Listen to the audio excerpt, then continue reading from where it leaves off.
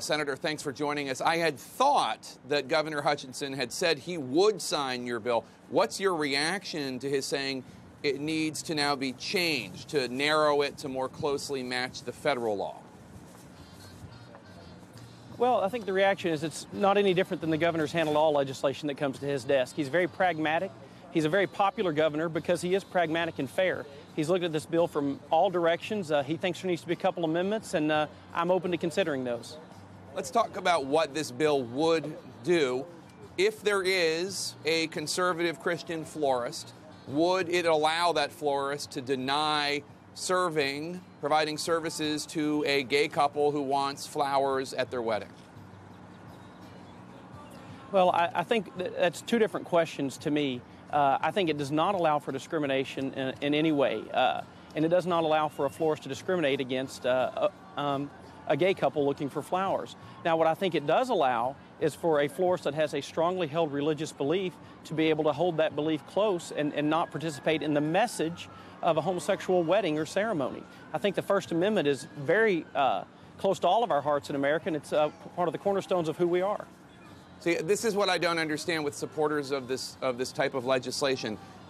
Would it allow the florist to not give flowers to the same-sex couple or not? You're saying almost two things. You're saying that there's no discrimination, but the Christian conservative doesn't have to participate in a ceremony they find objectionable.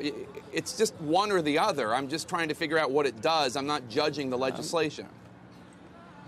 Sure. No, I think, to be clear, it does not allow for someone to discriminate, and I think they should absolutely serve a homosexual couple. It also lets them hold their personal religious beliefs close on a message, and that message would be they don't support a homosexual wedding. Again, I wouldn't ask a Nazi I guess I wouldn't ask a Jewish baker to put a Nazi swastika on a cake. That wouldn't be fair either.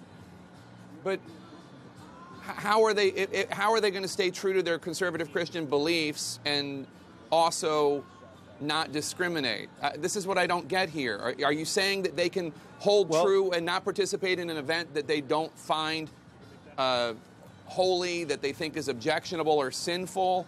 Or are you saying that they have to? I'm confused.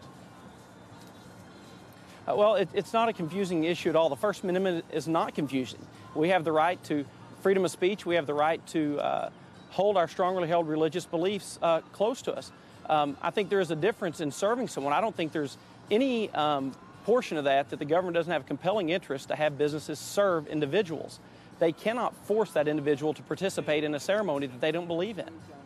But so you're saying that the florists would have to provide flowers, for example, or caterers would have to provide food, but a wedding photographer who objects to same-sex marriage wouldn't have to participate in that? It's about the participation in the ceremony as opposed to the providing of services?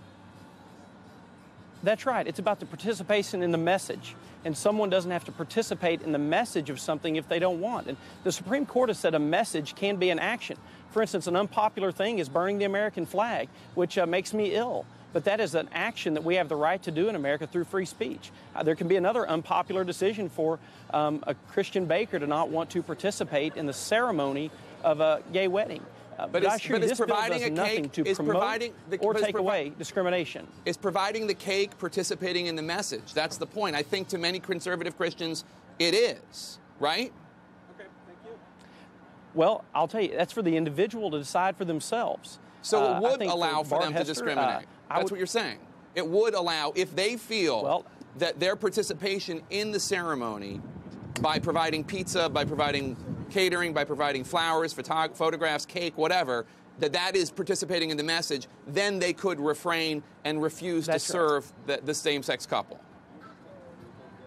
I think you're right. I think they would not have to perform a message that they don't agree with through the freedom of speech. There's so many other issues that you can go along with. What if somebody told a Christian radio station they had to advertise with companies that they opposed? I don't think that's fair or right either.